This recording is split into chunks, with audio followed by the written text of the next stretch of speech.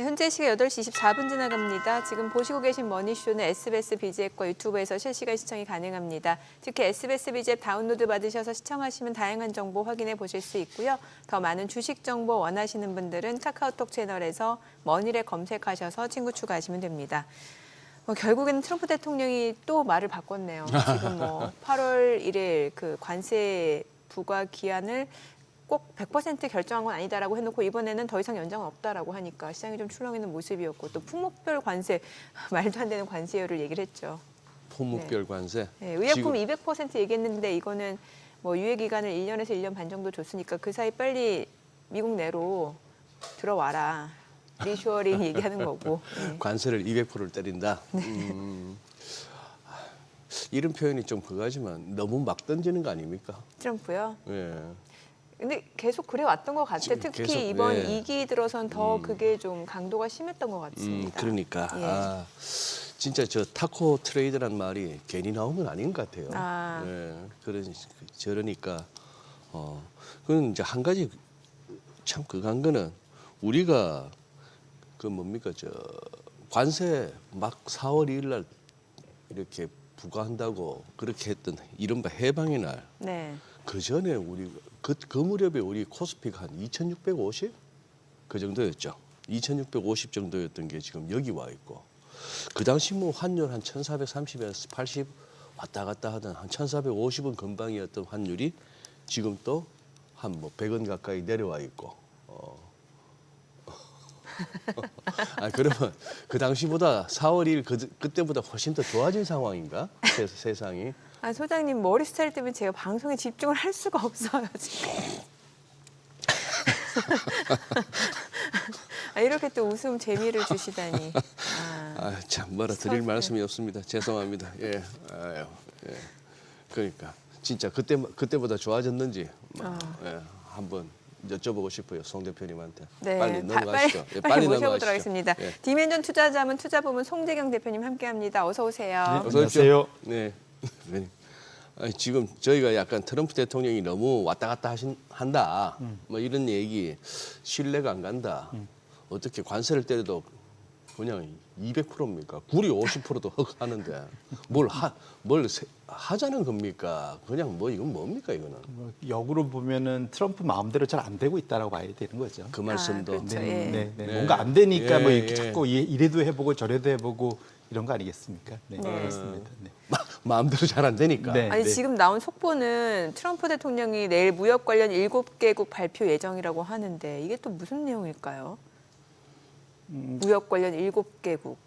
그 품목별 관세일 수도 있을 것 같고요. 사실 그 계속 조사해 왔잖아요. 반도체 기타 등등 해갖고 그거에 대해서는 지금 구체적으로 아직 발표 안 되고 조사만 계속 열심히 조사만 하고 있잖아요. 그게 있을 수도 있고 아니면 이사에 발표한 이외에 사실은 더 큰 나라들도 있지 않습니까? 네네. 제일 위에 중국 있고 EU 있고 캐나다, 멕시코 쪽도 사실은 아직은 이게 불분명한 거잖아요, 다. 그래서 상대적으로 이게 그 말씀 주신 대로 어제 그 발표된 데 보면은 가장 큰 소위 어제 그 제일 중요했던 건 이제 우리나라와 일본에 대해서 상당히 이제 강력한 발표를 한 거죠. 네. 그런데 우리가 보면은 미국 입장에서는 적자보는 7위, 8위 정도 되는 나라거든요. 네. 그러니까 그러면은 위에 6위 정도가 아마 제 기억에 5위인가가 베트남이 있는데 베트남은 확정이 됐지만 냉정히 보면 베트남은 지나가는 나라입니다.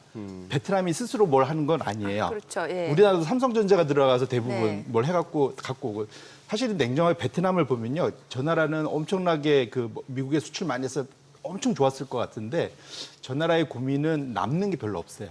그러니까 인건비 따먹기 하는 나라거든요. 실제로 본인들이 뭔가를 축적하지 못하고 있어서 경상수지는 사실은 저 나라 적자가 자주 나고 있습니다. 사실. 그래서 베트남은 오히려 쉽게 대상 얼마든지 생각할 수 있다 해서 20%에 마무리했지만 키는 결국은 일본과 한국이고 왜 일본과 한국을 지금 앞에 내세웠냐. 더 큰. 그게 궁금하더라고요. 예, 왜 모든 외신의 헤드라인에 보면 사우스 코리아 앤 재팬이에요. 예. 더 큰 이유는 저 위에 중국과 EU는 만만한 대상들은 아니잖아요. 네. 그런데 우리는 냉정해 보면 만만한 거죠. 왜 그러냐면 방위를 어찌 보면은 좋게 표현하면 동맹이고 우리가 의지하고 있는 나라이기 때문에 이렇지만 이제 팔목을 비틀기가 좀 쉽다라고 판단을 할 수. 트럼프의 성정이나 스타일을 이제까지 우리가 미뤄 짐작컨대 지금 그렇게 하고 있는 게 아니냐. 원래는 좀 세게. 제일 우리 3월로 돌아가 보면은 캐나다하고 멕시코 제일 가까운 나라 동맹국들을 옆에서 때렸다가 캐나다가 엄청 세게 나오니까 당황했고 사실은 오히려 상대방 정권을 자기한테 제일 적대적인 정권을 스스로 만들어줬잖아요. 지금. 그 정반대의 현상들이 계속 나타나고 있습니다. 중국하고 한번 세게 때렸다가 지금 자기 자동차 공장이 다 멈춰서 버리고 지금 사실은 트럼프 입장에서는 되는 게 잘 없다 보니까 지금 쭉 밀려서 관세 유예 종료가 왔을 때 센 모습은 보여야겠고 위 앞에 잘 안 되는 중국이나 EU나 캐나다나 이런 쪽에 좀 강한 메시지를 주기 위해서는 성공한 모델, 꽤 큰 데들과 성공한 모델을 말하기 위해서 일본과 한국을 지목해서 그런 발표를 한 게 아니냐 그런데 서한을 보면 좀 이런 표현이지만 성의가 참 없더라고요. 서한 내용이. 예, 일단은 그거를 이렇게 보내고 올린 것도 아니고 자기 SNS에 제일 먼저 이렇게 올리고 내용 보면은 이름만 바뀌어 있어요. 나라하고 이름. 상대 그러니까 나머지는 복붙이더라고요. 똑같이. 복붙. 예, 똑같이. 예, 그래서 좀 그나마 한두 단어라도 좀 바꾸지. 예, 똑같이 한 다음에 블랭크 만들어 갖고 나라 이름 그 상대방 국가의 우두머리 대표 이름, 그다음에 관세율은 이제 똑같으니까 바뀐 게 하나 있네요. 일본이 이 와중에 1%포인트 올랐습니다. 그래서 애초에 24였는데 우리가 25였고 24였는데 지금 25로 그건 이제 동일해졌습니다. 그래서 그런 측면에서 놓고 보면 아마도 트럼프가 우리와 일본에 대해서 아주 강하게 지금 딱 붙잡고 나온 이유는 적어도 이제 더 큰 지금 적자를 보고 있는 국가와의 협상력을 좀 더 얻기 위해서 사실은 우리 쪽으로부터 좀 더 그 양보를 얻어내려는 그런 것이 좀 깔려 있는 거 아닌가 이렇게 해석을 하고 있습니다. 네. 지금 어제 이제 나왔던 그 서한 보내면서 몇 가지 정리를 하자면 그런 거죠. 일본은 24% 4월 1 거기에서 1%포인트 올라갔고 우리는 그때도 25가 25인데 여기서 말이죠. 이제 브릭스 쪽에 조금 더 가까이 어떻게 이해하면 되죠? 브릭스 쪽으로 붙으면은 이렇게 이해하면 될까요? 브릭스에 가깝게 굴면은 10%더 때릴 수 있다 그 얘기였죠. 그러니까 사실은 그러니까 브릭스가 미국하고 덜 친한 나라들이잖아요. 그러니까요. 엄밀히 말하면. 뭐. 그런데 거기 모여서 그 사실 외교적으로 미국에 대해서 미국이 불편하게 여길 만한 내용들이 나왔지 않습니까? 안티 아메리카 쪽으로 하면은 그거 하다 이렇게 아니 뭘 얘기했냐면 이란에 대해서 저런 식으로 공격을 하는 것은 엄밀히 말하면 국제법 위반이거든요, 사실은. 그렇죠. 그러다 보니까 거기에 대해서 상당히 의미 있는 센 국가들이 얘기를 한 거니까 미국 입장에서는 자칫하면 저쪽으로 이렇게 자꾸 뭉치면 그러니까 미국 입장에서는 또 다른 이제 뭐랄까 그 새로운 전장이 또 열리는 거지 않습니까? 그러다 보니까 일종의 이제 잽 견제구 뭐 이런 거를 좀 날린 거다라고 해석을 해야 될 것 같고요. 근데 사실 그렇다고 그 나라들이 또 쉽게 말들을 수 있는 나라들은 아니고 인도 같은 케이스가 지금 사실은 상당히 적극적으로 협상이 임하다가 최근 1, 2주 사이에 갑자기 확 바뀌었습니다. 인도가 우리 보복 관세 할 수도 있다. 그렇게 예. 얘기하면서 사실은 인도가 사실은 그 뭐랄까 그 자체적으로 돌아가는 게 많은 나라라서 그런 측면에서는 인도가 자원은 적지만 자체로 돌아가는 게 많아서 또 쉽게 인도를 공격하기도 쉽지 않은 나라거든요. 그래서 그런 측면에서 놓고 보면 인도 같은 데도 다루기가 상당히 좀 까다로운 나라, 미국 입장에서는. 그래서 여러 가지 측면에서 중국과 인도는 사이가 안 좋은데 중국과 인도가 친해진다? 이 면에서는 그거는 또 미국 입장에서는 상당히 좀 불편해지는 그런 상황이다. 그래서 사실 브릭스가 모여서 한 목소리로 미국에 대해서 공격하는 것은 미국의 기본적인 대중국 견제 전략에 상당한 악재로 여길 수 있다. 이렇게 볼 수 있을 것 같습니다. 지금 조금 이렇게 정리를 하자면은 지금도 관세가 들어온다고 자랑을 하고 있거든요. 그 관세는 그러면 기본적인 10%입니까? 지금 그러니까 미국의 현재까지 지금 만들어진 실효 관세는 작년 말에 2%에서 지금 대략적으로 13.3%, 13.4% 정도 되고요. 그러니까 엄청나게 늘었죠. 그러니까 올해 2% 나오다가 13%나 올랐고 특히 상반기에는 미리 재고 축적하느라고 땡긴 게 있어서 거기에 의해 13%가 더해지니까 확 올라간 거죠. 관세 수입이.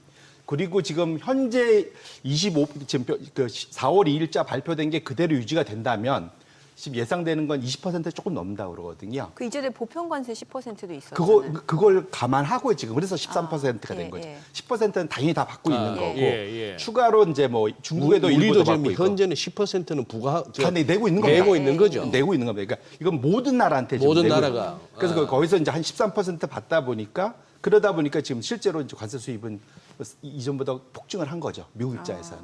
지금 일부 또 보도를 우리가 이게 자꾸 질문이 자꾸 이렇게 길어지는 이유가 25%라고는 알고는 있는데 또 예를 들어 뭐 알루미늄, 뭐 철강, 자동차 뭐 이런 식으로 해서 25%씩 추가하잖아요. 그렇다면은 그 25%에 그쪽 업종은 또 25%를 추가로 한다고. 그건 아니고요. 그건 아니에요. 그러니까 그 이제 품목별 관세인데 두 개 중에 비교해서 사실은 당연히 높은 걸 하겠죠. 네. 예, 근데 특별히 25%를 한 거는 어떤 나라는 적고 높고 있잖아요. 예. 그래서 아마 그걸 감안하면서 하고 있는 거다 이렇게 보셔야 될 것 같습니다. 그러니까 그런데 품목별 관세는 지금 엄밀히 말하면 25%인가 상당히 높은 거죠, 사실은. 예, 예. 네.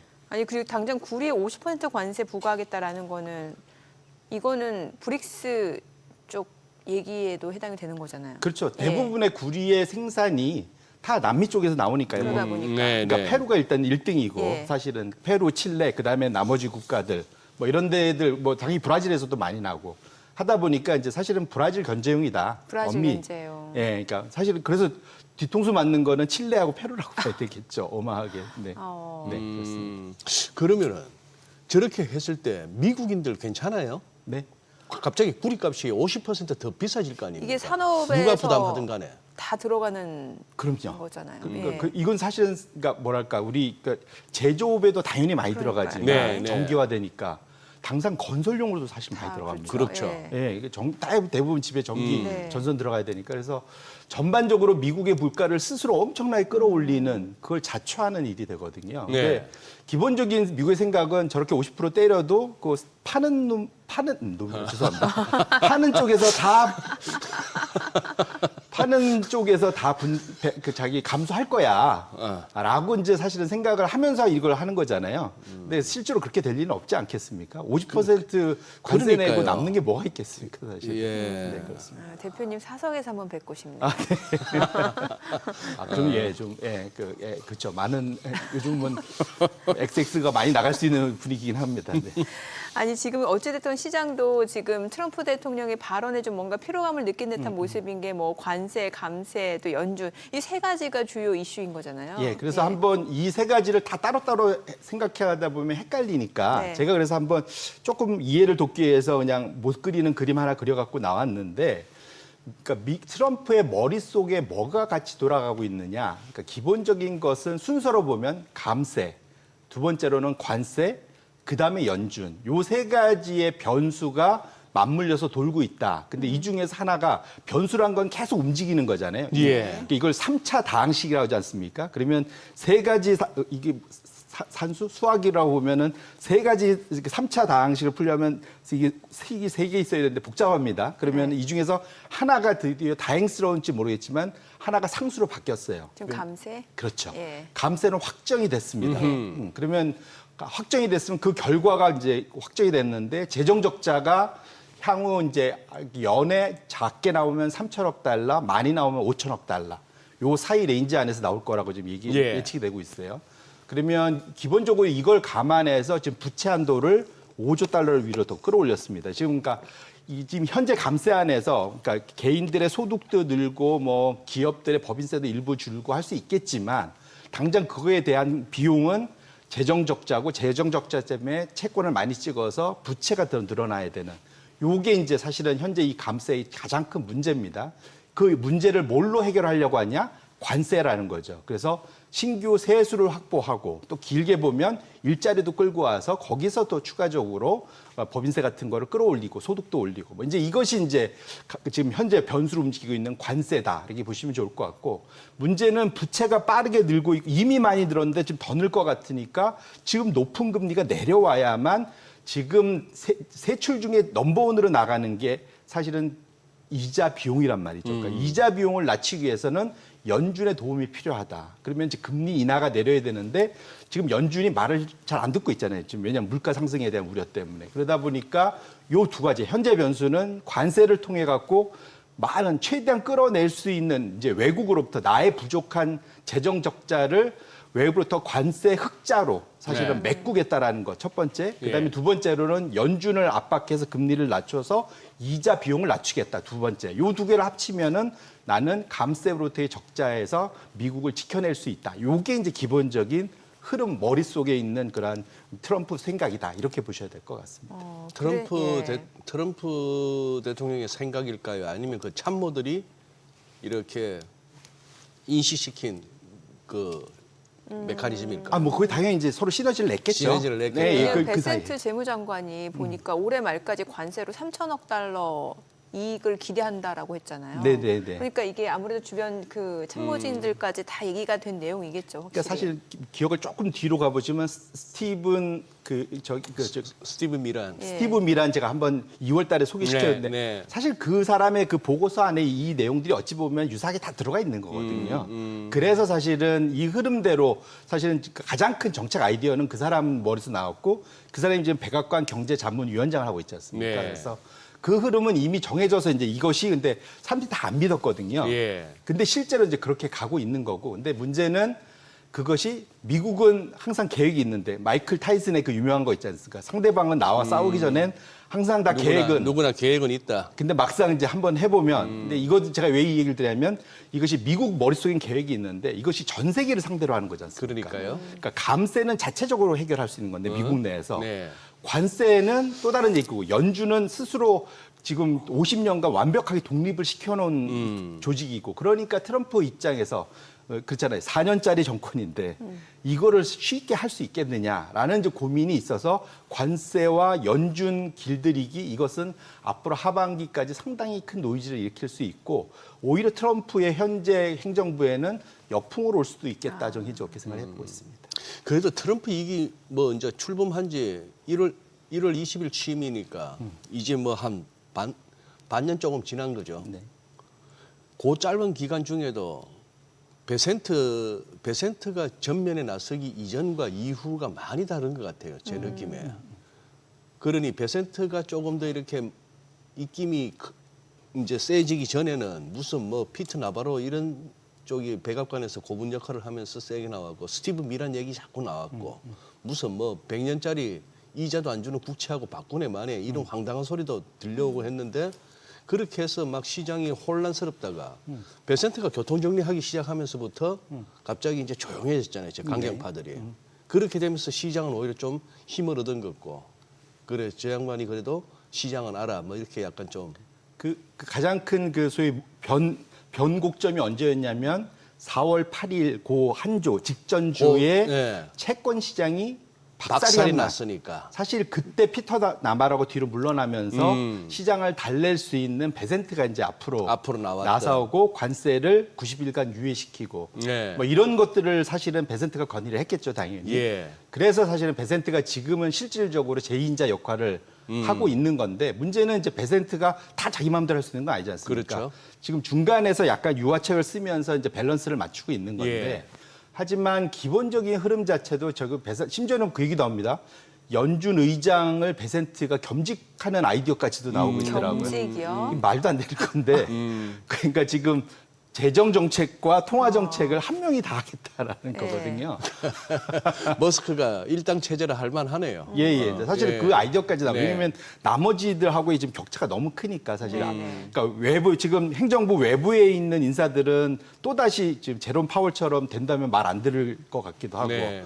지금 자기가 트럼프가 쭉 봤을 때 그나마 자기 말 듣는 사람 중에 시장이 제일 무게감 있게 믿는 사람은 베센트니까 예. 양쪽을 다 맡을 수도 있지 않을까라는 아이디어까지 심지어 나오나 보더라고요. 그런데 그러면 정말로 이게 미국이 미국스럽지 않아지는 상황이 되는 건데 아무튼 사실은 그만큼 지금 스텝이 조금씩은 꼬이고 있는 것만은 분명하다 이렇게 봐야 될 것 같습니다. 스콧 베센트 지금 재무장관 저기가 참 어떻게 보면은 키맨인 거예요. 지금 작금의 이 돌아가는 세상 여기서 보니 머스크하고 저렇게 붙었던 사람도 베센트잖아요. 네. 둘이 뭐 거의 주먹 다짐까지 갈 정도였다고 하면서 그리고 지금 머스크는 새롭게 당을 만들겠다고까지 나왔고 우리 시청자분도 그러시는데 공감이 가는 말씀 하나 올리시네. 트럼프 혼자 다 하지 뭐 연준 의장도 하고 교황도 하고 뭐 그래서 이제 노벨상도 받고 그래서 그 노킹데이가 나온 이유가 노킹데이. 예, 그러니까 우리 얘기 저기 왕이 노킹. 아, 예, 노킹. 우리는 왕을 원하지 않는다. 네. 아, 우리 그러니까 미국에는 왕이 없다. 뭐 사실은 이제 말씀하신 게 딱 왕이 하는 거잖아요. 왕이 하는 거죠. 네, 네. 예, 예. 네. 어찌됐든 지금 투자자들 입장에서는 지금 이런 노이즈가 있다 보니까 또 트럼프가 본인은 이제 전략이고 전술이라고 합니다만 세게 나갔다가 이제 상황 보고 다시 좀 이렇게 한 발 후퇴하고 이런 모습이다 보니까 타코 트레이드라는 말이 나올 정도로. 그럼 이제 저는 궁금한 게 과연 글로벌 큰손들이 이럴 때를 뭔가 좀 변동성 있을 때 저가 매수 기회로 활용하는지 아니면 너무 노이즈가 있다 보니까 사람이 좀 피로하잖아요. 네. 아니면 미국이 아닌 다른 쪽으로 좀 오히려 자금을 좀 옮겨가는지 이것도 좀 궁금하거든요. 예, 말씀 주신 대로 그래서 블룸버그가 확실히 손빠르게 한번 발빠르게 예. 그 소위 그 설문을 했습니다. 그래서 6월 말경에 그러니까 이미 7월 9일 이번에 그 관세 유예 종료 직전에 한 주 전에 이제 쭉 그 글로벌 블룸버그 사용자들을 상대로 한번 설문조사를 했는데요. 네네. 좀 말씀 주신 대로 이미 4월 초에 한번 경험을 했잖아요. 타코. 그러니까 트럼프는 예. 언제나 겁먹고 물러선다. 그렇기 때문에 사실은 유예 종료에 주가가 혹시 빠지면 네. 그러면 저가 매수를 하겠다라는 사람이 절반이 넘습니다. 60% 이상이 우리는 이걸 또다시 저가 매수. 그런데 그러다 보니까 그것을 가장 발빠르게 이용한 게 어제 우리나라 네. 개인 투자자들이었습니다. 맞아요. 사실은. 네. 사실은 저도 깜짝 걱정했었는데 밤사이에 유예 종료하고 바로 다 올린다고 한 다음에 미국에서 미국에서 거래되는 우리나라에서 ETF, 네. 그러니까 EWY라고, 그러니까 MSCI 코리아 지수를 쫓는 ETF가 있거든요. 한국을 투자할 때 미국에서는 그걸 주로 투자하는데 그게 3.6%나 빠졌었어요, 밤사이에. 사실 그래서 우리나라 어제 좀 빠질 거 아닐까 좀 걱정을 했었는데 예, 예. 한국 시장은 그냥 그걸 바로 그냥 들어 올렸습니다. 물론 그 사이에 그러니까. 사실은 이제 처음엔 세게 나왔고 막 유예 뭐 뒤로 예, 물러서고 예. 이제 이런 얘기가 나오면서 역시 타코야라고 이제 우리나라 개인 투자자들이 가장 큰 선구안이 좋다. 뭐 사실은 그렇게 보면서 전반적으로 글로벌 큰손들처럼 우리나라 개인 투자자들도 똑같이 대응을 어제 한 거다 이렇게 봐야 될 것 같습니다. 그런데 지금 문제는 아까 말씀드렸던 트럼프 대통령의 그 어떤 강경 스탠스가 좀 달라졌던 게 미국채 수익률이 급등. 네. 그 4월 1일, 4월 9일 그 주간에. 자, 그러고 나서 한동안 잠잠했는데 어느덧 지금 10년물이 4.41 금방 왔고 지금 30년물 같은 경우에도 4.9 넘었습니다. 4.9를 넘어가고 예, 4.9 가 5%에 또 이제 육박한단 말이죠. 네. 일각에서 하는 얘기가 그거잖아요. 벌써 이자 비용이 국방 예산을 초과했다고. 뭐 그렇게까지 하면서 이제 얘기하기 좋아하는 사람들은 이게 이제 소위 말하는 과거에 역사적으로 제국의 말로는 이런 식이었다.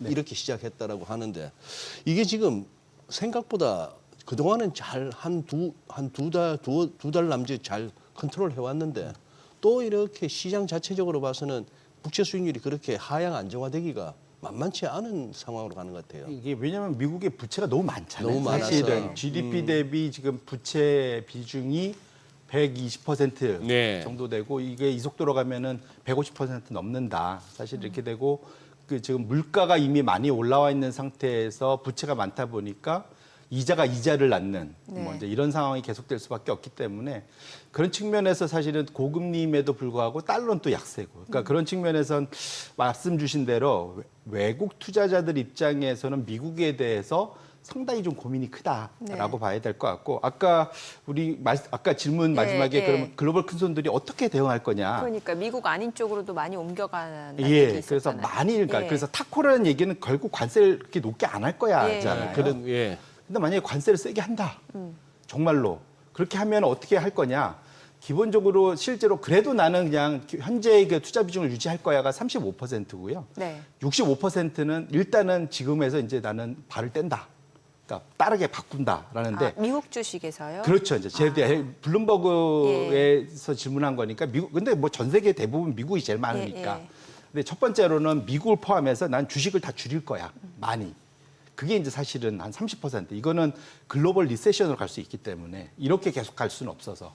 그러니까 고관세를 계속 고집한다면 아까 말씀드린 대로 감세에서 필요한 부족분, 세수 부족분을 관세에서 무조건 다 메꾸려고 하다 보면 이건 전 세계적으로 사실은 미국이 단기적으로 좋을지 몰라도 이거는 그러니까 무역도 떨어지고 미국에서의 소비가 줄고 뭐 이럴 수밖에 없기 때문에 이거는 침체야. 그래서 난 주식을 줄일 거야가 32%고 그 외에 이제 30% 넘는 분들이 일단 미국은 팔 거야 나는 이 상황에서. 미국 이미 많이 비싸졌으니까. 대신에 신흥국이나 선진국, 그러니까 유럽 다른 선진국으로 갈 거야. 이제 그 대답이거든요. 그래서 기본적인 흐름은 올해 상반기에 사실 보여줬던 큰 흐름. 외국인 투자자들은 사실은 미국의 이 V자 반등에서도 크게 미국을 많이 늘리지 않은 이유. 이게 결국은 어쨌든 트럼프가 있는 한 아까 머릿속에서 이게 돌아가는가. 감세, 관세, 연준 이 흐름이 돌아가는 한 미국이 안전자산으로 우리가 믿어왔던 그 소위 그 시스템에 의해서 움직이는 그러한 것은 기대할 수 없고 예측력이 떨어지니까 그러면 나는 미국에서 좀 벗어날 거야라는 대답이 많다는 측면에서 이것은 오히려 우리나라 같은 경우에도 상당한 기회로 작용할 수 있는 그러한 글로벌 투자자들의 생각의 틀이다 이렇게 보셔야 될 것 같습니다. 네. 네. 자, 지금 시각 8시 51분 향해 갑니다. 오늘 양시장 호가 상황 체크해 보겠습니다. 먼저 코스피 예상 체결지수부터 확인해 볼게요. 오늘 코스피가 0.3% 추가적인 상승 출발 예상됩니다. 지금 호가에서 3,125포인트로 집계가 되고 있고요. 어제 외국인이 선물에서 대규모 순매수를 나타내면서 시장 상승을 이끌었는데 오늘도 좀 추가적인 상승이 예상되는 분위기고 코스닥 지금 강보합 출발 예상됩니다. 785포인트로 집계가 됩니다. 시가총액 상위 종목 예상가 보겠습니다. 삼성전자 어제 실적 어닝 쇼크 수준이었습니다만 그래도 6만 원 선 주가 방어하는 모습이었는데 오늘 추가적으로 0.3% 좀 상승이 예상되고요. 호가는 6만 1,400원, 보합권이 예상되네요. SK하이닉스가 1% 하락 예상됩니다. 지금 예상가 27만 9,500원, 그리고 삼성바이오로직스가 0.6% 상승 예상됩니다. 일단 뭐 지금 미국에서는 의약품 쪽의 관세율을 200%로 올리겠다. 다만 이제 1년에서 1년 반 정도 유예 기한을 두겠다. 그 사이에 이제 리쇼어링, 미국으로 리쇼어링을 요구하는 거겠죠. 일단 그에 따라서 미국 내에서도 제약 바이오 쪽은 오히려 상승하는 모습이었거든요. 오늘 국내 증시 쪽에서도 이러한 모습이 좀 어느 정도 커플링되는 양상이 아닐까 싶습니다. 삼성 바이오로직스가 상승 출발 예상되고 있고요. LG 에너지솔루션이 1% 상승 예상됩니다. 지금 호가는 31만 500원, 그리고 KB금융은 2.9% 하락 예상됩니다. 예상가 111만 8,400원이고 현대차가 1% 하락 예상됩니다. 지금 호가는 20만 8,500원이고요. 두산 에너빌리티가 상승 출발 예상되고 있습니다. 지금 예상가 6만 7,200원. 삼성전자 우선주 보합 예상되고요. 네이버가 강보합권 예상됩니다. 셀트리온 1.4% 상승 예상됩니다. 예상가 17만 8,000원에 집계되고 있습니다. 코스닥 시가총액 상위 종목 예상가 보겠습니다. 알테오제는 오늘 0.48% 하락이 예상됩니다. 지금 호가는 41만 7,500원이고 에코프로비엠, 에코프로가 오늘 1% 상승 예상됩니다. 호가는 10만 1,300원, 그리고 4만 5,500원이고요. HLB는 약보합 출발 예상되고 있습니다. 파마리서치 1% 하락 출발 예상되고 있고요. 호가 58만 2,000원이죠. 휴젤이 0.9% 상승 예상됩니다. 예상가 36만 1,500원이고요. 레인보우 로보틱스가 0.5% 하락 예상되고 펩트론이 0.7% 오름세가 예상됩니다. 호가는 19만 2천 원, 리가캠바이오 그리고 클래시스는 모두 하락 출발 예상되고 있습니다. 이제 개장까지 7분가량 남았는데요. 어제 워낙 또 외국인들이 대규모로 좀 매수를 나타내면서 시장 상승을 이끈 만큼 오늘 장에서도 이제 외국인의 그 매매 패턴이 좀 관전 포인트가 아닐까 싶네요. 네. 저 개인적으로는 지금 조금 이제 위험한 단계로 접어들었습니다. 어디가요? 뭐가요? 아침에 이렇게 미국장, 유럽장 뭐 이렇게 할 것 없이 다 네. 확인하고 나서 뭐 야간지수 선물도 약보합이던데 그럼에도 불구하고 이렇게 폰을 끄면서 한다는 얘기가 그래도 뭐 오를 건데 벌써 제가 이렇게 된 거예요. 지금 이 장을 갖다가 이러나 저러나 예, 시장 오를 텐데 이런 생각을 하는 것 그렇죠. 자체가 6월 4일 이후로 지금 한 달 넘는 동안에 계속 이렇게 가니까 장이 이렇게 가니까 뭘 보고 지표가 나오고 뭐 이렇게 기사를 보더라도 아니 뭐 그래도 오늘 오를 건데 뭐. 근데 한편으로는 그런 생각을 갖는 것 자체가 뭔가 시장에서 지금 예, 그렇게 돼버리네요. 뭐 왜 개인들이 뭐 조금 주춤하면 외국인이 사주겠지. 네. 외국인이 팔면 또 개인들이 또 득달같이 달려들어서 또 끌어올리겠지. 뭐 이런 그게 생겨버리니까 네. 뭐랄까요? 이것도 벌써 요런 어떤 이런 증상이 좋은 건 아닌데 약간 또 한편의 느낌으로 의외로 길게 가겠다 싶은 생각이 드네요. 이런 경험 한 2번 정도 있었습니다. 야, 이거 이렇게 가도 돼 싶었는데도 엄청 가는 장. 이런 좀 추세적인 예, 상승이 예. 계속해서 이어질 수도 있을 것 같다. 그때 뭐 아직 주니어 시절이었지만 닷컴버블 사실 그때 날아갈 때 우리도 마찬가지였습니다만 뭐 세럼 기술 그리고 할 때 도저히 뭐 납득이 안 되는 장이었는데 세럼 기술이요? 세럼 기술 아니에요? 세럼 기술, 예. 세럼 기술 예. 뭐 그런 장 있었고 그것도 마찬가지였고 그 다음에 뭐 금융위기 때야 그렇다 치더라도 코로나 때도 저는 21년 갔을 때 그 네. 랠리가 와 싶은데도 이제 약간 그런 느낌의 세 번째를 맞습니다 저는 그런 상황인데 이런 게 의외로 많이 가니까 네네. 지금 아마 인버스나 꽃버스 들고 있는 분들은 죽을 맛일 거예요. 속 타죠. 예. 예. 그러니 어지간하면 10% 룰은 지켜주는 게 맞는 것 같아요. 설령 내가 손절하고 나니 결국 다시 가더라 하는 걸 여러 번 경험하게 됩니다만 손절 안 하면 한 방에 훅 가거든요. 재기가 불가능하니까 시장에서 네네. 다 털리니까 예. 또 원래 뭐 10% 손실 난다고 하면은 10% 상승해서 손실이 회복되는 게 아니잖아요. 그러니까 예, 예, 맞아요. 예, 시작 자체가 다르기 시작 때문에. 자체가 다르기 예. 때문에 그렇게 하는데 아마 지금 하방 배팅했던 월가든 우리 서울이든 하방 배팅했던 분들은 지금 굉장히 난감한 지경까지 온 것 같아요. 그러니 미움받는 랠리라 그러죠. 미움받는 랠리. 월가에서 뭐 기관들이 헤지 펀드들이 오히려 개인들한테 탈탈 털렸으니까. 그러게요. 또 투자자 입장에서는 이런 것도 궁금할 것 같은 게 그러면 이제 미증시하고 우리 국내 증시하고 어느 쪽이 앞으로 더 올라갈 수 있는 여력이 있을까도 좀 고민스럽거든요. 예, 뭐 지금 일단은 제가 작년 말부터 올해는 적어도 우리나라가 미국보다 훨씬 날 거다라고 우리나라가. 말씀드렸는데 실제로 격차 많이 벌어졌죠 예. 지금. 근데 그러면 이쯤 되면은 다시 이제 눈높이를 다시 네네. 맞춰야 될 거 아니냐? 뭐 이런 생각을 할 수 있을 것 같은데 그러니까 기본적으로 우리나라는 고질적인 저평가 네. 구간이었기 때문에 그런 측면에서 보면 상승 속도를 보면 지금 소장님 말씀하신 대로 부담스러운 건 맞는데 예. 네. 소위 이런 밸류에이션이라는 측면, 예. 가치평가 측면에서 보면 미국은 지난 뭐 50년 역사에서 두 번째, 세 번째로 비싼 수준까지 이제 미국은 올라와 있잖아요. 예. 그런 측면이고 전 세계의 모든 돈이 조금씩 일부 빠지고는 있지만 여전히 미국에 다 몰려 있는 측면.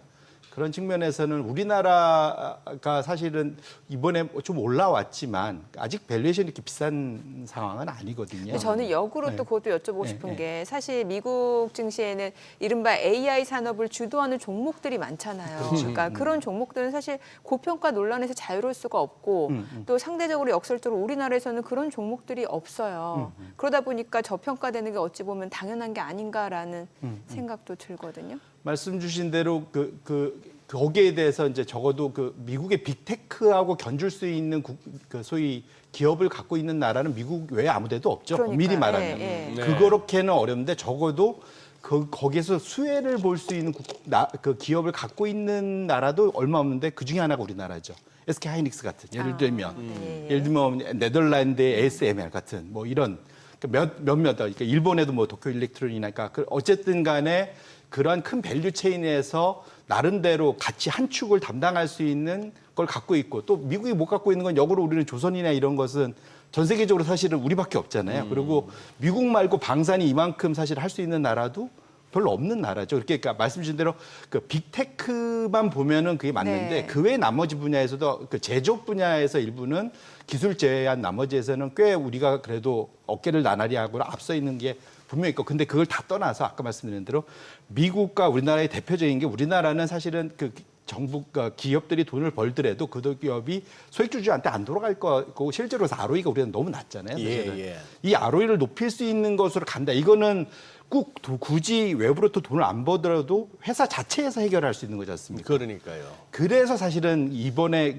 아마 겁이 날 정도로 올라가는 것이 법이 개정되면서 이 백업할 수 있는 이런 환경이 제도됐고 이거는 전 세계의 그러한 경기 흐름하고 상관없이 자체적으로 할 수 있다는 측면에서 상당히 뭐랄까요 이게 이제 좀 단단한 투자 아이디어가 된 거죠. 그래서 그런 측면에서 이게 단기에 끝나지 않고 좀 더 갈 수 있는 그러한 그러니까 이거는 글로벌 흐름에서 조금은 동떨어져 있는 느낌. 우리 자체적인 것. 이건 마치 우리가 일본에서도 비슷하게 본 것처럼. 그런 측면에서 놓고 보면 이것이 그러니까 지금 말씀 주신 대로 일부 뭐 지수사 이런 것이 좀 과하게 올라간 건 분명 맞는데 그 큰 흐름에서는 아직도 저평가에 되는 종목들은 많거든요. 그래서 그런 측면에서는 이후에 옥석가리가 계속 있긴 하겠지만 아까 말씀드린 대로 이거는 그냥 약간의 지나가는 패션이다 하기에는 구조적인 변화는 분명히 있는 거다 이렇게 봐야 될 것 같습니다. 그러니 단순히 어떤 소위 말하는 테마 내지는 어떤 정책 기대감 이런 그 얘기 걸로만 개장하고 들어야 될 것 그렇죠. 같습니다. 오늘 국내 증시를 확인해 보죠. 개장합니다.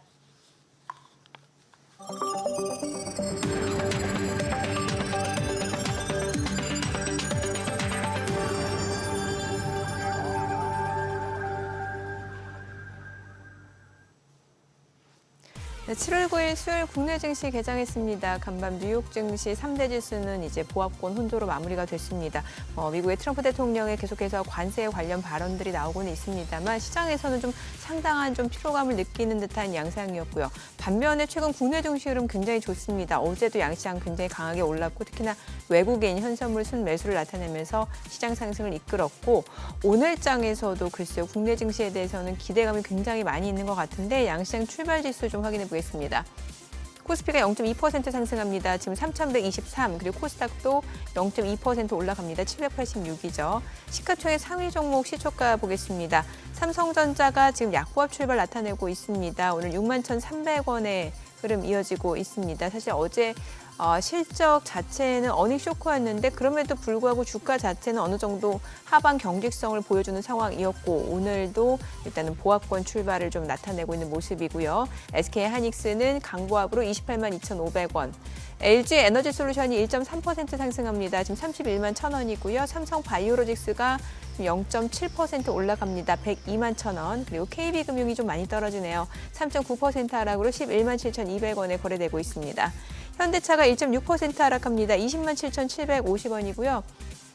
그리고 지금 두산에너빌리티가 보합이고 삼성전자 우선주가 좀 떨어지네요. 51,300원, 네이버가 약보합권이고 한화 에어로스페이스가 오늘 흐름 좋습니다. 4.6% 상승합니다. 85만 4천 원에 거래되면서 지금 사흘 연속 상승세가 이어지고 있고 주가로만 놓고 봤을 때는 80만 원 떨어지고 나면 여지없이 좀 저가 매수세가 유입이 되는 양상입니다. 특히나 외국 개창구 쪽에서 빠르게 매수 주문 들어오고 있어요. 지금 사흘 연속 강세로 84만 8천 원에 거래되고 있습니다. 코스닥 시가총액 상위 종목 시초가도 보도록 하겠습니다. 알테오젠이 좀 떨어집니다. 지금 41만 8천 원이고요. 에코프로비엠이 1.6% 상승합니다. 10만 2천 원. 에코프로도 1% 오름세죠. 45,350원. HLB가 강보합권이고 파마리서치가 1.8%, 1.5% 하락하네요. 57만 9천 원에 거래되고 있습니다. 휴젤이 소폭 올라갑니다. 지금 35만 9천 원. 그리고 레인보로보틱스, 펩트론도 상승 중이고 리가캠바이오, 클래시스는 각각 0.8%, 0.6% 내림세를 보여줍니다. 오늘 시장에서 특징을 보이는 섹터 종목들 체크해 보겠습니다. 오늘 조선주 강해요. 지금 보게 되면 하나오션이 2% 상승합니다. 78,600원 선 흐름 이어지고 있습니다. 그리고 HD 현대미포도 2% 상승 보여주고 있습니다. 18만 1,100원이고요. HD 한국조선해양도 1.4% 상승 중이고 삼성중공업도 올라가고요. 세진중공업도 1% 오름세, HD 한국조선해양, HD 현대중공업 다 올라갑니다. 오늘 조선주들 흐름 양호하고요. 자, 그리고 오늘 전선주 내에서는 KBI 메탈 7% 강세입니다. 글쎄요, 이제 구리 품목별 관세에서 구리 관세 50% 얘기를 했는데 전선주가 올라갑니다. 일단 지금 KBI 메탈이 6.4% 강세 2,135원 그리고 LS 에코에너지도 0.3% 올라가고요. 일진전기, 대룡전기도 1% 안팎으로 올라가고 대한전선 그리고 대원전선 모두 2% 이상 상승 보여줍니다. 각각 16,120원, 3,125원 선, 가온전선도 1.7% 올라갑니다. 오늘 전선주가 흐름이 좋습니다. LS도 3.8%. 특히나 이제 LS 같은 경우는 지주사로도 엮이다 보니까 흐름이 더 좋은 것 같네요. 자, 그리고 오늘 전자결제 쪽도 움직임 좋아요. NHN KCP가 지금 24% 급등합니다. 14,400원 선을 중심으로 흐름 이어지고 있고요. KG 이니시스 다날도 각각 3%, 5% 강세입니다. 헥토파이낸셜도 1.8% 올라가고요. 갤럭시 머니트리도 올라가고 KG 모빌리언스도 2.3% 올라갑니다. 오늘 전자결제 흐름주들 좋습니다. 이 가운데서도 NHN KCP가 두 자릿수 상승률 보여주고 있는 상황이고요. 자, 그리고 증권주도 좋네요. 부국증권이 지금 13% 급등합니다. 53,000원 선을 넘어서고 있는 상황이고 신영증권도 5% 강세입니다. 15만 원이고요. 미래에셋증권 2.6% 상승합니다. 21,300원이고요. 유진투자증권도 1.4% 올라가고 한국금융지도 1.6% 올라갑니다. 이 밖에 현대차증권, 대신증권 각각 2%, 3% 강세 흐름 보여주고 있습니다. 오늘 유통주 내에서는 또 편의점 쪽이 괜찮네요. 이마트, 롯데지주가 각각 4%, 3% 올라갑니다. 98,400원, 3150원 흐름 이어지고 있습니다. 롯데쇼핑도 2.7% 올라가고 현대백화점도 1.5% 상승을 보여주고 있습니다. 아무래도 소비 진작 정책에 따른 이런 소비 매출 증가에 따른 기대감도 이런 유통 섹터에는 반영이 되는 게 아닌가라는 생각이 드네요. 자, 오늘 수급 상황 체크해 보겠습니다. 오늘 유가증권 시장에서는 개인 투자자가 2,140억 원 순매수고요. 외국인과 기관은 각각 1,323억 원, 909억 원 매도 우위입니다. 코스닥에서도 개인 투자자가 순매수입니다. 388억 원 매수 우위, 외국인과 기관은 각각 227억 원, 148억 원 순매도입니다. 오늘 외국인은 선물에서 1,300계약 넘게 매도 우위를 나타내고 있습니다. 환율 체크해 보겠습니다. 달러 환율입니다. 오늘 정유장 마감 대비로 4월 10전 상승한 1,372원에 개장이 됐습니다. 시장은 보합권이고 선생님 말씀대로 외국인이 파니까 개인이 사네요. 네. 뭐 당연한데 네. 개인 기관 외국인 세서로 나눈 매수 주체가 다 팔 수는 없는 거고 네. 누군가는 사줘야 되니까. 그렇죠. 네. 야, 어쨌거나 뭐 그러네요. 서로 주거니 받거니 하면서 저렇게 가고 있는데 환율이 왜 이렇게 뛰지? 73원. 네. 달러 인덱스가 좀 올라가긴 했는데 네, 그러니까. 근데 아까 우리 송 대표님 말씀하신 그런 거에 저도 공감이 가는 게 여느 때처럼 뭐 이걸 갖다 단순히 기대감 내지는 어떤 테마로 보기에는 지금은 이제 정부 차원에서 그것도 이렇게 뭔가 좀 한번 각 잡고 시작하는 느낌이거든요. 맞습니다. 근데 문제는 제일 문제가 이제 그동안에 우리 코리아 디스카운트의 하나의 그거였던 기업 거버넌스 문제. 네. 이게 어떤 상법 개정이나 어떤 정부의 어떤 정책 드라이브로 인해서 확연하게 뭔가 달라질 수 있다고 보십니까? 뭐 첫술에 배부리진 않을 텐데, 근데 상법을 바꾼다는 거는 상당히 의미가 있습니다. 네, 왜냐하면 네. 그거는 한때 그래갖고 이거 상법을 바꿀 거냐, 자본시장법을 바꿀 거냐 갖고도 한번 얘기들이 있었는데 네. 더 높은 이제 비상장 기업까지 다 포괄하는 상법이 지금 바뀌는 거잖아요. 그다음에 그 안에 어쨌거나 우리나라가 약간 일부 순환 출자가 여전히 좀 남아 있는 그룹도 있고 또 그 기본적으로 지주사 형태로 바뀌긴 했지만 여전히 그 밑에 이제 쪼개기 상장이나 뭐 이런 네, 것들의 예. 문제가 여전히 있었던 것들도 있었는데 그렇죠. 앞으로 저렇게 되면은 사실은 뭐랄까 기존의 그 이사회에서 경영진에 대한 견제가 상당히 지금 세질 거거든요. 그런 측면에서 놓고 보면 한국에 제일 아쉬웠던 게 결국은 대주주한테 유리한 쪽으로 모든 것이 방향이 단기적으로 모르지만 장기적으로 보면 다 갈 거야라는 생각에서 적어도 이제 같은 밸런스를 갖고 갈 수 있다라는 그러한 것이 보장이 된다는 측면에서 놓고 보면 이건 근본적인 변화라고 충분히 볼 수 있을 것 같고요. 이게 미국 같은 케이스에는 상법 같은 게 없다고 하지만 거기는 또 역으로 다른 법 체계 안에서 엄청나게 경영과 관련된 경영권이나 이런 거와 관련된 뭔가 문제 혹시라도 범죄가 있으면은 엄청나게 세게 때리지 않습니까? 예, 거기는 예.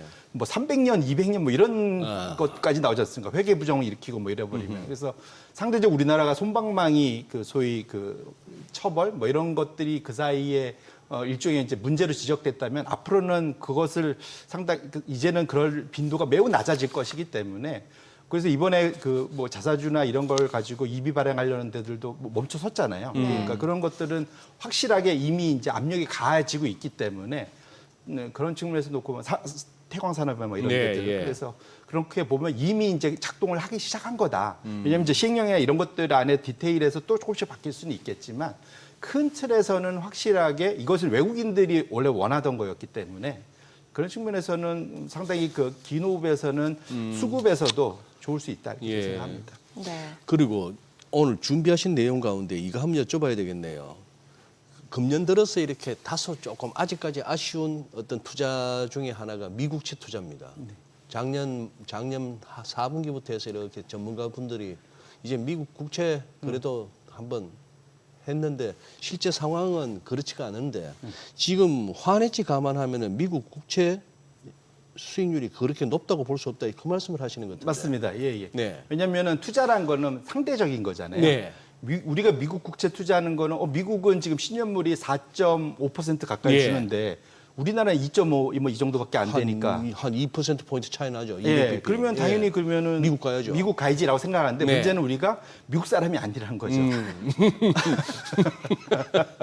예. 왜냐하면 이걸 그러니까 달러를 영원히 가져갈 거면 내가 미국에서 살 거면 그래서 그러니까 뭐 6개월 한국 살고 6개월 미국 가서 살 거면 달러가 필요하고 그러면은 달러가 늘 있어야 되니까 환에 대한 걱정 안 해도 됩니다. 근데 이거 우리가 기본적으로 한국에서 살면 달러를 어쨌든 원화로 바꿔서 생각을 해봐야 되잖아요. 이게 이제 네. 환해지라고 보시면 좋을 것 같고 그렇기 때문에 그 환해지 비용을 감안했을 때 이 금리를 꼭 봐야 된다. 근데 전 세계 그러니까 미국 외에 있는 투자자들 큰 손들은 다 대부분 다 환해지를 감안하거든요. 네. 특히 지금처럼 약달러로 갈 때, 그럴 때 당장 일본 같은 케이스가 상당히 손해를 받고 그래서 지금 제가 갖고 왔던 차트에 보면 이게 뭐냐면 각국이 자기 나라 통화를 미국 달러에 대해서 해지를 한 미국 국채 금리에서 동일한 그 소위 그 만기 구조의 자기 나라 국채 금리하고 뺀 겁니다. 근데 이것이 플러스면 여전히 미국에 해지하고도 투자하는 게 미국 맞고, 가는 게 맞고. 마이너스면은 오히려 그냥 자기 나라 국채 투자하는 게 맞는 거죠. 그게 예. 상식적인 거잖아요. 예. 그 기회비용 감안하면. 근데 지금 보시면 지금 그 2023년도, 2022년도에 살짝 내려왔다가 지금 유럽하고 영국은 살짝 올라갔다가 지금 완전히 다시 내려왔고 일본은 내내 마이너스예요. 결론적으로는 일본 투자자들은 지금 미국에서 일본에서 미국의 국채 투자하는 큰 손들은 굳이 가져갈 필요가 없는 거죠. 차라리 지금 일본 국채를 투자하는 게 맞는 차라리. 거죠, 사실. 그다음에 이제는 유럽에 있는 독일의 투자자나 영국의 투자자들도 굳이 내가 미국 국채를 들고 가야 돼. 근데 문제는 제가 요 세 국가가 다 중요한 게 뭐냐면 지금 미국 국채를 제일 많이 들고 있는 외국인들이라는 거죠. 네. 그런 측면에서 놓고 보면 지금 트럼프의 이 정책 자체가 약달러를 원했는데 이 약달러가 역으로 미국 국채에 대한 외국인 수요를 큰손 외국인 수요를 엄청나게 줄이는 그 방향을 갖고 있어서 제조업 쪽에서는 혹시 관세나 이런 걸 통해서 일자리도 없고 좋을지 몰라도 미국에 투자를 해준 외국인들의 자금이 빠져나가게 하는 그러한 또 잃는 것, 그러니까 얻는 게 있으면 잃는 게 있다라는 아주 상당한 그 뭐랄까요, 그냥 뭐 자연의 법칙 같은 거죠. 사실은 이것이 지금 미국 국채 시장에서 고스란히 드러나고 있다 이렇게 보셔야 될 것 같습니다. 대표님 혹시 우리나라 우리 국고채하고 미국채 쪽으로 한번 저런 식으로 계산하면 어떨까요? 뭐 우리나라도 이제 사실 간당간당 하겠죠. 간당간당. 예. 우리도 이제 최근 들어서 지금 강달러가 약달러로 좀 빠지고 예. 있기 때문에 그래서 오히려 지금 투자해놓고 보면은 지금 우리가 브라질 10년 투자하고 오히려 그러니까 브라질 국채 투자했을 때 10년 지나고 났더니 반토막 났더라 뭐 이런 예. 얘기 기억하시잖아요. 예. 지금 연초 이후로만 놓고 보면 그냥 지금 우리나라가 한 10% 환이 8% 10% 강세였지 않습니까? 그러니까요. 그러면은 거기서 4% 2% 맞아, 차 먹어봐야 맞아. 환으로 예. 바꾸면은 손실이 꽤 크죠, 사실은. 뭐 그렇게 쉽게 그냥 비교해 볼 수 있을 것 같습니다. 사실 저 해지라는 자체가 개념 자체가 그냥 못 먹게 돼 있는 거 아닙니까? 이쪽 오르면 이쪽 빠지는 걸로 해지할 거야 뭐 이런 식인데 이거 금리 차이를 갖다가 환으로 그냥 환으로 다 감안하는 게 반영할 수밖에 없는 게 시장 메커니즘인데 네. 이걸 해지를 해버렸다 환 리스크를 네. 그러면 사실 뭐 우리 한국의 투자나 미국의 투자나 이론적으로는 차이가 없어야 되는 건데 장기적으로 보면 그게 맞죠. 네. 근데 단기적으로는 언제든 그 변동성이 약간의, 있고 네. 방향성이 있으면 이게 그러니까 달러가 강세일 때는 해지할 필요가 없죠, 사실은. 그렇죠. 근데 이제 약세로 갈 때가 이제 해지를 해야 되는데 이것이 세면 기조적으로 가면은 굳이 이제 해지 비용이 너무 커지니까 맞아요. 그러면 굳이 거기에 투자할 필요 없다 이렇게 그래 되는 항상 결국은 배팅이 들어가. 들어가는 거네요. 강달러가 될 거야. 달러가 좀 약해져. 법적으로도 보시면 뭐 보험사나 이런 데는 그렇게 그냥 환 오픈해갖고 투자 못하게 돼 있습니다. 그렇겠죠. 변동성이 너무 크면 안 되니까. 그런 측면에서 놓고 보다 환해지는 어느 나라든 소위 이제 금융기관한테는 요구되는 그러한 또 일종의 그 리스크 관리이기 때문에 저것도 꼭 감안해서 보셔야 됩니다. 네. 예. 사실 좀 나온 지표긴 합니다만 소장님도 최근에 미국 고용 지표 예. 뭐 분석해 주셨잖아요. 예. 머니쇼 플러스에서. 근데 이제 송재경 대표님도 요거 좀 네. 뷰를 듣고 싶습니다. 일단 소장님 같은 경우 이제 경제활동 인구 자체가 줄어서 비경제 활동 인구. 경제활동 인구가 줄었죠. 네네. 예, 예. 왜냐하면 구직을 그렇지. 포기하는 경제 활동 인구가 줄었지. 예, 구직을 네. 포기한 사람이 늘어나면 경제활동 인구가 주니까 이게 실업률이 낮아지는 착시 효과가 있잖아요. 맞습니다. 예, 그래서 이번에도 약간 그런 착시가 있다는 얘기가 많잖아요. 예, 맞습니다. 그러니까 예. 이번에 미국의 고용 지표가 상당히 고용 지표라는 게 여러 가지가 있잖아요. 그러니까 주간 단위로 나오는 주간 실업 청구 건수부터 시작해 갖고 월 단위로 나오는 신규 일자리 창출된 네. 뭐 NFP도 있고 뭐 여러 가지 실업률 뭐 많은데 그러다가 헷갈리게 하나 또 ADP 민간 고용도 있고 하니까. 그렇죠. 그 이틀 전에 예, 이제 예, 발표되는. 맞아요. 예. 근데 이제 재밌는 게 정반대 얘기를 하고 있다는 거죠. 예. 왜냐하면 실업률은 지금 4.1이라서 과거 역대 제일 낮은 수준. 그러니까요. 그러니까 미국은 거의 완전 고용이라고 봐야 될 것 같은데 그다음에 근데 반면에 정반대 얘기를 하고 있는 게 해고자 지수입니다. 해고자. 네. 이게 이제 챌린지라는 이제 사설 기업에서 하는 건데 챌린지 지표라는 게 있어갖고 해고자들을 모아서 이제 발표를 하는 건데 6개월 합산을 갖고 롤링으로 쭉 발표한 예. 거예요. 근데 최근에 지금 엄청 늘어갔고 한 4만 명, 5만 명까지 나왔거든요. 최근 6개월이. 올라섰네요. 엄청 올라섰죠. 예. 근데 이것이 과거로 보면 이 수준까지 왔을 때가 2020년 코로나 네. 때, 그다음에 2008년 금융위기 때, 2021년 그다음 그 닷컴 버블 끝나고의 그런 경제 위기 때, 이 과거의 침체 수준에 근접하는 해고자 수들이 나오고 있다라는 그러네요. 거죠. 그러면은 실업률은 완전히 그 소위 완벽한 완전 고용 이보다 좋을 수는 없다고 얘기하고 있고 해고자 수는 우리는 침체로 가고 있어. 글쎄. 정반대 얘기를 예, 지금 하고 있는 예. 거거든요. 그래서 상당히 좀 헷갈리는데 예. 1차적으로 말씀 주신 대로 지금 분자 분모 실업률이라는 건 전체 경제 활동 인구에서 실제로 실업자 수가 실업자 수. 네. 몇이냐 뭐 이제 이건데 네. 그 좋은 지적을 해주는데 이 자체 분모 자체가 좀 줄어들다 보니까 예. 실업자가 좀 일부 늘어도 예. 그러니까 이거 자체가 위아래가 같이 줄면은 같이 줄면은. 네, 그러면 상대적으로는 이제 이 실업률이 낮게 유지가 네, 될 수 예. 있는 그런 측면인데 이것에 가장 큰 영향을 미친 것을 해석하는 것이 뭐냐면 트럼프의 반이민 정책 때문에다라고 사실은 얘기를 하고 있는 거죠. 그러니까 불법 이민자 추방하다 보니까. 그렇죠. 예. 그러면 사실은 어찌 보면 합법 이민, 불법 이민 중간에 사실 애매한 사람들도 그렇죠. 많은데 예. 지금은 웬만하면 다 때려잡고 있잖아요. 네. 뭐 실제로 그냥 그 국경 넘어갔다가 지금 남편은 붙잡히고 와이프 붙잡히고 이런 집들 꽤 있습니다. 지금 예. 막 2주씩 붙잡아놔요, 그냥. 그리고 못 들어오고 그래서 생이별하는 데도 있고 지금 난리도 아닙니다, 사실. 그러니까 구직 자체를 할 수 없는 거잖아요, 그 사람들. 그렇죠. 그래서 지금 제가 지인들 중에 미국에 지금 유학 가는 사람들은 지금 박사학위를 이렇게 해서 가는 사람들은 진짜 할아버지 할머니께 큰절하고 가는 분들도 있대요. 하는 사람들이 많대요. 향후 가면 적어도 5년은 내가 못 나오는데 예. 연로하셔서 내가 진짜로 이게 혹시라도 이게 별세하시면 내가 임종을 못 지킬 수도 있다. 네, 예. 나오면 못 들어가니까. 네. 사실은 이런 정도로 사실 걱정하면서 가고 있거든요. 그래서 다음 차트가 이제 중요한데 네. 사실은 그 바이든 정부 때 상당히 경제가 좋았지 않습니까? 미국이 사실은 그때 전 세계 탑으로 뛰어올랐잖아요. 성장률이. 네. 근데 가장 큰 이유가 트럼프 1기 이후에 바이든의 친이민 정책, 이민 활성화 정책 때문에 있고 그래서 보면 그 고용이 대부분 엄청 늘었었잖아요. 사실은 그러니까 지금 제외하고 과거에 막 월에 한 20만 이상씩도 계속 나왔었는데 그게 대부분이 해외 태생들로부터 나왔다라는 거죠. 근데 지금 여기를 때려잡고 있잖아요. 지금 그럼 여기서 가파르게 줄고 있기 때문에 지금 상태에서 보면 지금 미국의 사실은 경제 성장 최근에 핫했던 경제 성장이 돈도 풀었었지만 그 돈을 활용해서 경제를 활성화시킬 수 있는 이민, 돈을 많이 받았던 데서 상당히 좋았었는데 이것이 줄어들면서 비용 증가 요인으로 좀 작용할 수밖에 없다. 그래서 그 다음 차트를 열어봐 주시면 업종별로 어디에 이 해외 태생자들이 고용 비중을 차지하고 있느냐, 건설 같은 거, 기타 서비스, 교통 및 공공 서비스, 여가 및 적계 이런 데가 많아요. 뭐냐면 상대적으로는 좀 저임금 쪽.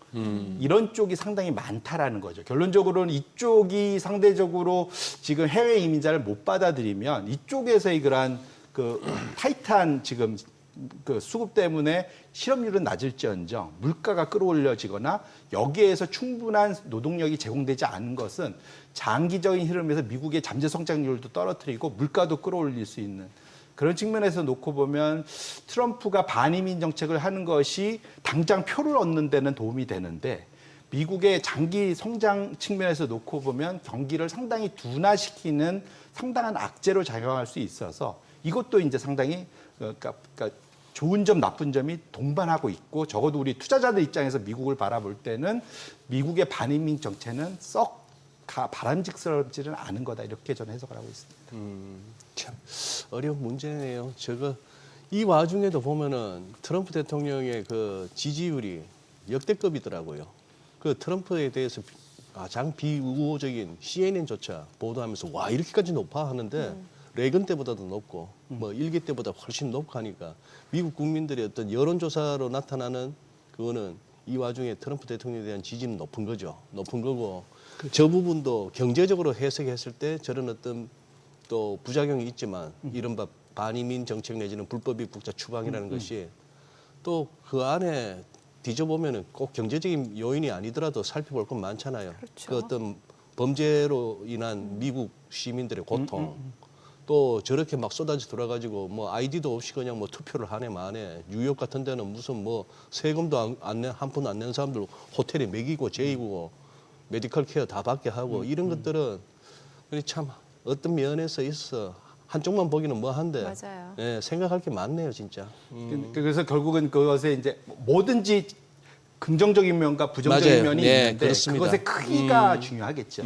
네. 맞습니다. 오늘 예. 여기까지 듣겠습니다. 잘 들었습니다. 고맙습니다. 고맙습니다. 네, 고맙습니다. 네, 오늘 들으신 내용과 관련해서 더 다양한 정보 원하시는 분들은 카카오톡 채널에서 머니를 검색하셔서 친구 추가하시기 바랍니다.